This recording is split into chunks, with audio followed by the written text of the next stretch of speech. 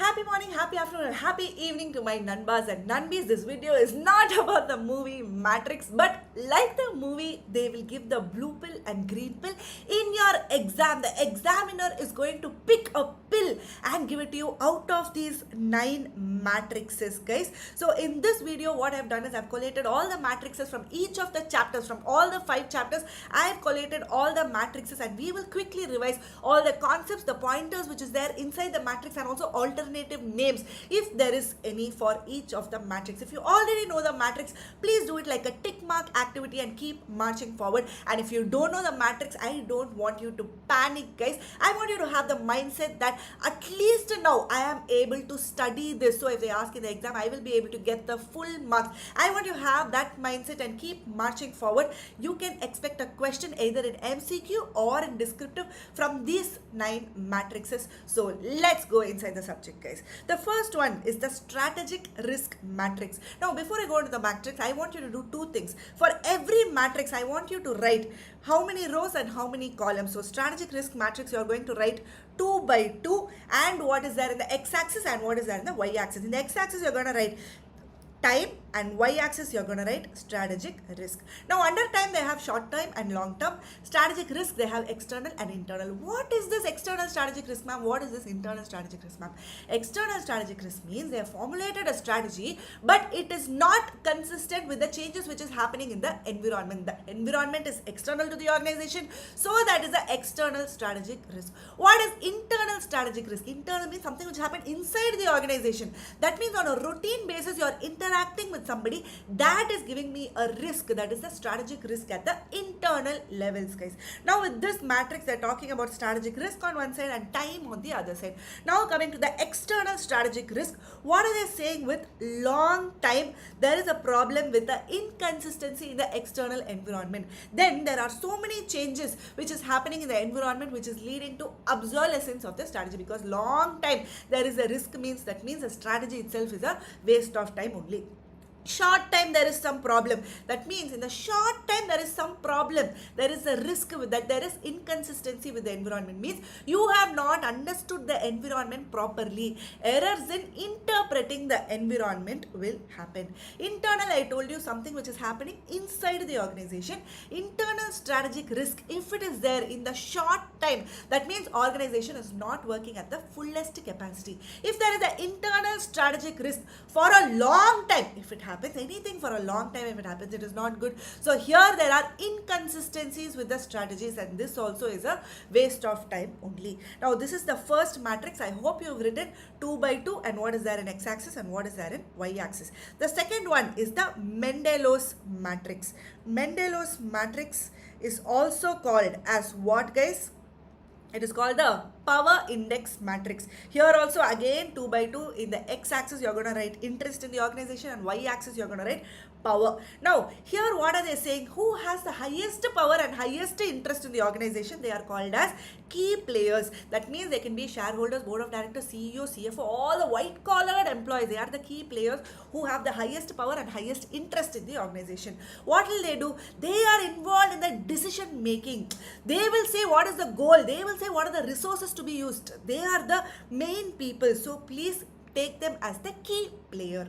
Now if they have high power but they are not much interested, like your banker, government has high power, but are they really interested in the affairs of the company? No. And customers also, keep them satisfied. How are you going to keep them satisfied? Please consult with them on a timely basis, otherwise they are going to be a hindrance for your strategic choices. Who are these low priority people? They don't have power and also they are not interested. All these media people, business magazines and all, no need to engage with them. You can just generally occasional communication if you have more than enough, and just monitor as to what they are writing about you. Other than that, you don't have to disturb them. Who are these keep informed people? They have so much of interest in the organization but very less power. So they have lots of interest, so just inform them as to what is happening. For example, the employees, vendors, all of these are keep informed people. I hope you've written 2 by 2 and what is there in x-axis and what is there in y-axis. The third one is talking about the strategic group mapping. This is the only matrix which has 3 elements, guys. 3 elements. Why am I saying is, here you can see the Range of products. Here you can see the reputation among consumers, but please read this line. They have drawn the circle in different sizes. That says something about the circle. What they have done is, it is proportional to the size of the group's respective share of total industry sales revenue. That means their market share which they have drawn the circle. So here x-axis, y-axis, and also the size of the circle matters. In the x-axis there is range of products, y-axis there is reputation amongst the consumers, and the size says how much market share is there for the company. Now here this PQR has a huge market share. There are lots of products, but the reputation is not so much. If you see GHI, highest reputation they have, products not as much as PQR, and round also is pretty big. So GHI is the best option. ABC, if you see, ABC also is one of the highest reputation, but range of products is very less. Does not matter. They have high reputation. DEF, if you see, they have not much of range of products, but decent level of reputation they have. Like that, you can see with the size of the round and with the x-axis and y-axis. This is the strategic group mapping, the only matrix with 3 elements with it. The next one is the generic strategies by Michael Porter. Generic strategies by Michael Porter nu sonnale, what you have to think is, what is it? Cost leadership, differentiation, and whether it is focused or not. Now this is also a 2x2 matrix. Now in the x-axis they are going to talk about competitive advantage, and in the y-axis they are talking about competitive scope. Scope means who are they targeting, narrow target or broad target. Competitive advantage means how are they beating the competition, by reducing their prices or having a differentiated product. So low cost product is reducing the cost or prices, and here differentiated product is very different. So now in this axis, just see, whenever there is a narrow target, they are focusing on a very narrow target. If it is narrow target, it is always focused. Now you will have to see whether it is focused cost leadership or focused differentiation. When will it be focused cost leadership? When there is low cost, it will be focused cost leadership. If it is differentiated products, it will be focused differentiation. So remember, if it is narrow, it is focused. If it is low cost, it is cost leadership. Narrow, it is focused. If it is differentiation, it is focused differentiation. Now broad target is very easy. Now you're going to see if it is low cost or differentiated. Low cost means cost leadership, differentiated means differentiation. I hope again you've written what 2x2 and what is there next axis and what is there in the y-axis, guys. The fifth one is the Ansof's product market growth matrix. Now in the Ansof's product market growth matrix, again it is a 2x2 matrix. On x-axis they are talking about products, whether it is existing product or a new product, and in the y-axis it's talking about markets, whether it is existing market or new markets. What are they telling here? If it is an existing product in the existing market, the example they have taken is Gucci, guys. Gucci is a luxury clothing brand where they sell the clothes for 1 lakh, bags for 1.5 lakhs, built for 50,000. Very high luxury, very high prices also. Now with that example, all the 4 matrices, you will be able to do it. Gucci, a luxury clothing brand selling its luxury clothing in the European market. Gucci is from Europe only. Here with new designs they are doing. If it is new design already in Europe, so existing market, same product only, they are just changing the design, so it is market penetration. Now if they are going to change their strategy to Chinese market, now if they are doing a market development, they are moving to a different market. So this is market development where they are selling the existing products to the new market. The third example is talking about, now till now they are selling only luxury clothing. Now suddenly they want to move to casual clothing, also streetwear and all of those things, casual clothing, but in the same European market. So here existing market but new product, casual clothing, so it is called as product development.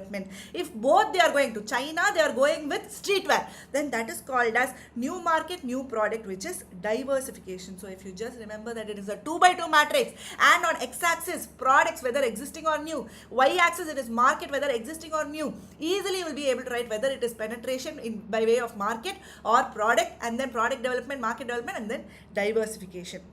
The next matrix is the Arthur D. Little matrix. We are here, guys, in the sixth one. Arthur D. Little, also known as ADL matrix. ADL matrix is talking about the product life cycle. Basically, the introduction, growth, maturity, and decline. The introduction is given here as embryonic stage.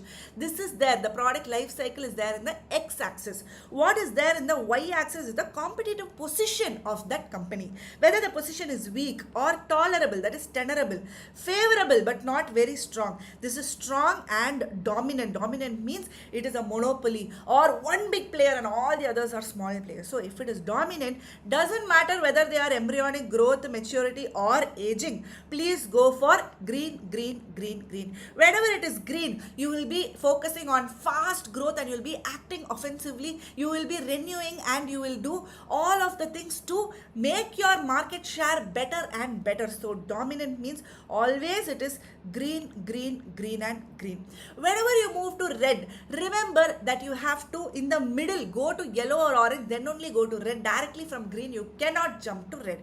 Now coming to the last one, weak. They are completely weak here. The competitive position is weak.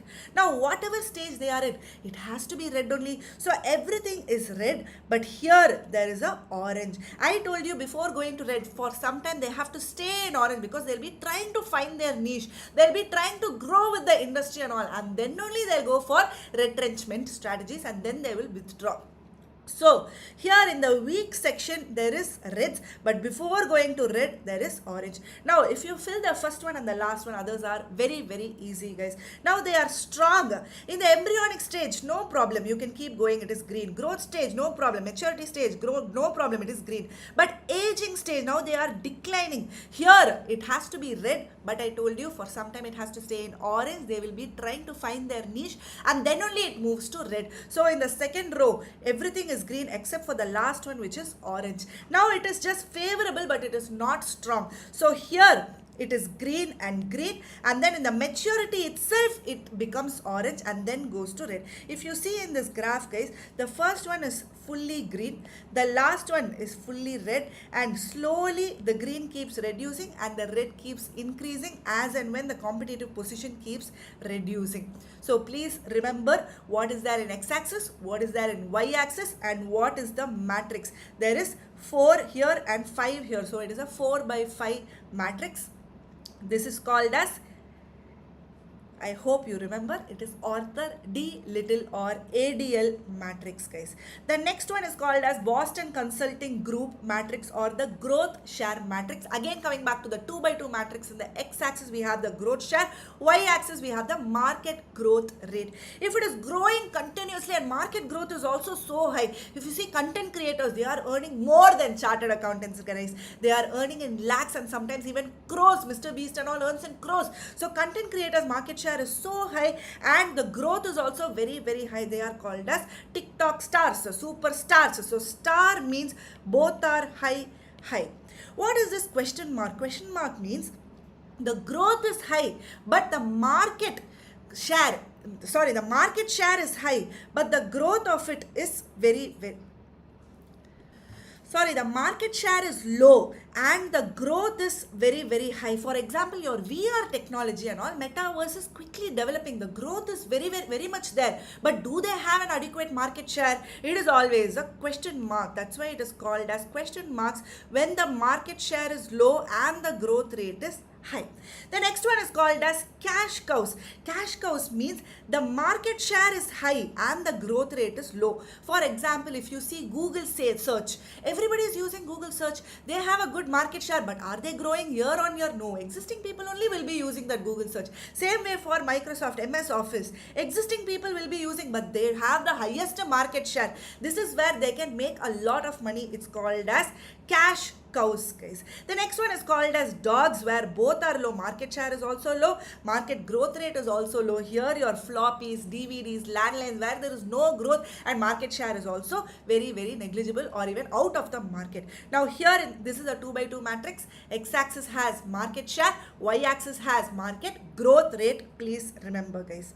The next one, is called the General Electric matrix, also called as stop light strategy model. In this, on one side they have the market attractiveness, and on the other side they have the business strength. The same thing whatever I told you in the previous one, here this is a 3 by 3 matrix. If the market attractiveness is very high, business strength is also very strong, then no doubt please invest and expand. If market attractiveness is very high and business strength is average, you can still invest and expand. It is green, but I told you before going to red, you have to stay in yellow or orange for some time and then only go to red. Here if you see market attractiveness medium and business strength also medium, here they have put yellow or orange because it is select and then earn. Then goes to red where they are talking about divestment and retrenchment strategy. So in this matrix, if you see, this is the yellow part.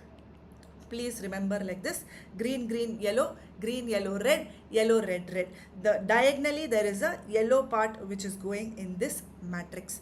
Now we are in the General Electric matrix or stop light strategy model. The last matrix is the relationship between strategy formulation and strategy implementation. Let me go to that.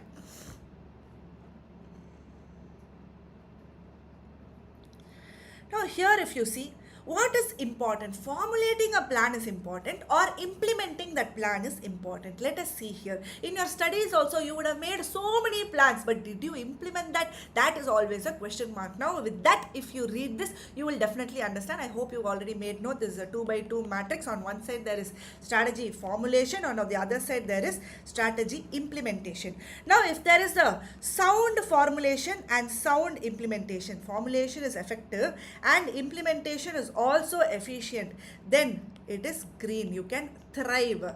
Now if the formulation is bad, ineffective, and the implementation is also inefficient, then there is no doubt you will be dying quickly. This is the die quickly part. Now, if your formulation is bad, but somehow you have implemented it, now here you are going to die slowly because formulation is very important, guys. Now, if you see this one, the formulation is very good, but they have not implemented it. Sometime in the future, they are going to implement it, so they will be able to survive in the market. So this is a 2 by 2 matrix. X-axis formulation, Y-axis implementation, and with this we are done with all the 9 matrices in SM. Now bonus, I want to talk about 2 graphs. Quick revision, let's do. The first one is called the product life cycle graph. On the x-axis there is time, and on the y-axis there is sales. The product life cycle, you know, introduction, growth, maturity and decline. Now with time, as time goes by, there is going to be an introduction stage, and then there is going to be a growth stage where sales is going to increase at increasing rate, and then at the maturity stage the sales is going to increase at a reducing rate, and in the decline stage the sale is going to reduce completely. This is the product life cycle. Please remember what is there in the x-axis and what is there in the y-axis. The next one is the experience curve. Always if you are experienced with something, then you become proficient in that. Same way, if you keep in the company also, if the production units keep on increasing, then your experience goes up and your cost per unit comes down. So the experience curve is basically like this, which keeps coming down, where here you increase the production unit and the cost per unit keeps reducing. At this level of production unit, your cost is so high, but if you see at this level of production unit, your cost has reduced to so much. This is the meaning of this graph. This is called as experience curve. I hope this video was useful for you. All the best for your strategic management exam, guys. This is the last exam. You have put in so many hours and months of hard work. Now is the time for you to ace your exams. All the very best, guys.